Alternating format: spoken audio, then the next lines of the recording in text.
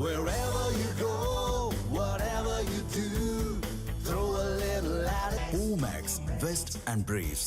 ரமேஷ் சேதுராமன் கொள்கை கூட்டணியாக இருக்காங்க, அதெல்லாம் நீங்கள் வெளில எந்த வேதனையெல்லாம் இல்லை, நீங்கள் சும்மா மிகைப்படுத்தி ஏதோ சொல்லிட்டு இருக்கீங்க அப்படிங்கிறார். ஊமை குத்துனாலும் வெளியில் வந்து சிரிச்சுட்டு தான் போகணும் அப்படின்னு பல பேருக்கு நிர்பந்தங்கள் இருக்கும்.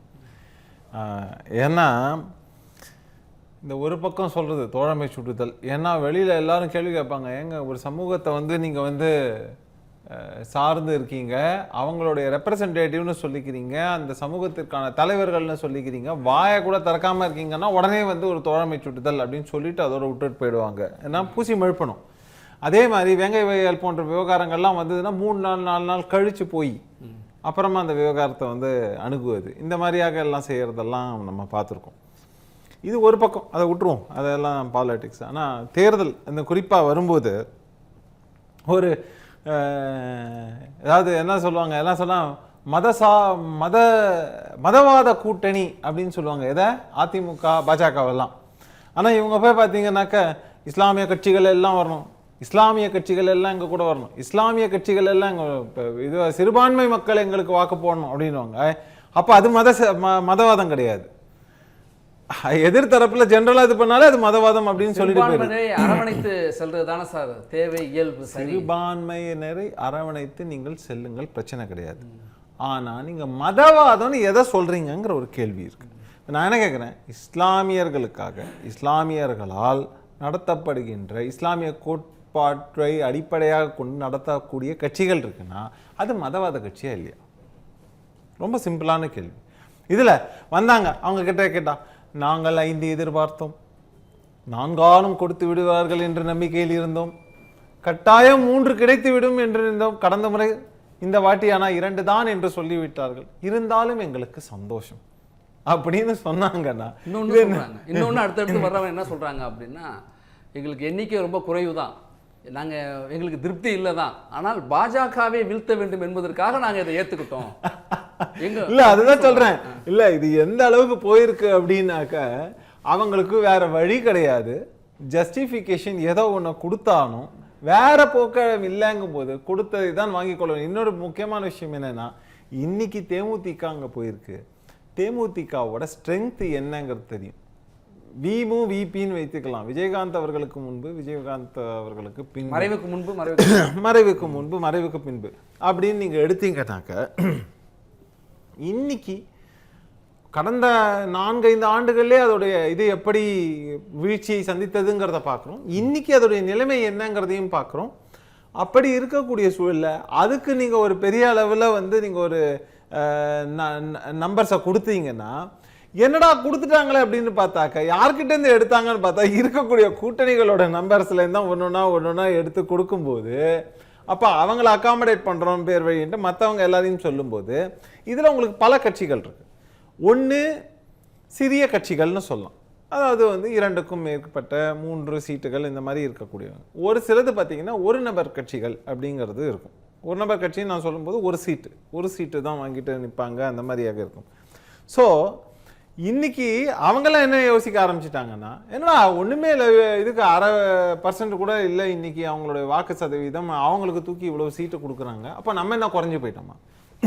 கம்யூனிஸ்டுகள் ஒரு காலத்தில் அதுவும் தென் மாவட்டங்களே எப்படிலாம் கோலோச்சினாங்கன்னு பார்க்குறோம்.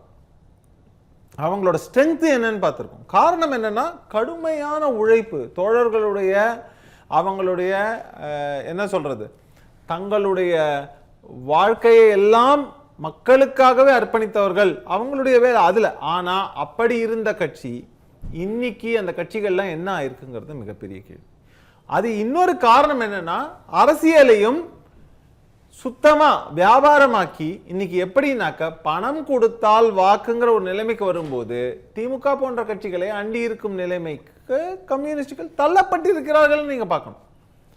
அப்படி இருக்கக்கூடிய சூழல்ல ஒண்ணு நீங்க அந்த பக்கம் தான் போயாகணும். ஏன்னா நீங்க என்ன கடந்த 2021 பாத்தீங்கன்னா ஒரு சற்றேறக்குறைய 5000 வாக்குகளுக்கு குறைவான வித்தியாசத்துல வெற்றி தோல்வியை நிர்ணயிச்ச இடங்கள்னு பார்த்தா 40லேருந்து கிட்டத்தட்ட 50 தொகுதின்னு சொல்லுவாங்க. அப்ப 1000 130 140 ஓட்டுலலாம் தோற்றதெல்லாம் பார்க்க முடியுது.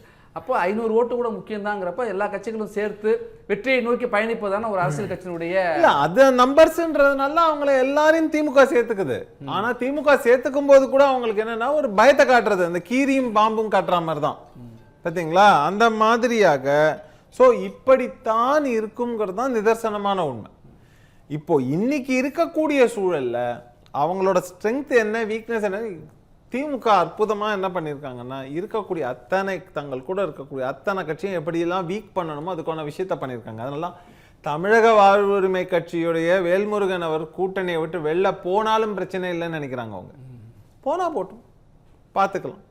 ஏன்னா அந்த தொகுதியில் மிஞ்சி போனா என்ன, நீ அவர் ரைட்டு உங்களுக்குன்னு ஒரு சில வாக்குகள் இருக்கு, ஆனா உங்களுக்கு தேர்தல் செலவு நாங்க பண்ணணும், உங்களுக்கு வந்து வாக்குச்சாவடியில் வேலை செய்யறதுக்கு நாங்கள் ஆள் கொடுக்கணும், பரப்புரையே நாங்கள் பண்ணணும், அப்புறமா எல்லாம் முடிச்சதுக்கு அப்புறம் நீங்க வருவீங்க, உங்களுக்கு வந்து நீங்க எம்எல்ஏ சீட்டு கொடுத்து உட்கார வச்சு அதுக்கப்புறம் வந்து எல்லாம் மற்ற விஷயங்கள் எல்லாம் உங்களுக்கு நாங்கள் பண்ணி கொடுக்கணும்.